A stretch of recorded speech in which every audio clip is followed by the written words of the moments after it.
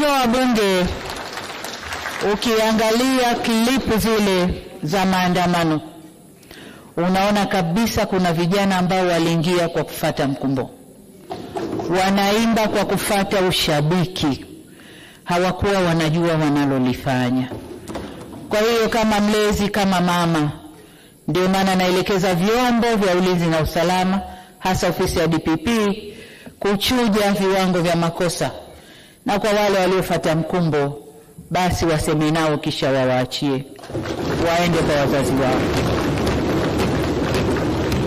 Natoa msamaha huo kwa sababu hata maneno ya Mwenyezi Mungu katika kitabu cha Luka sura 23 mstari wa 34 yanasema, na hapa nanukuu, Yesu akasema, Baba uwasamehe kwa kuwa hawajui watendalo.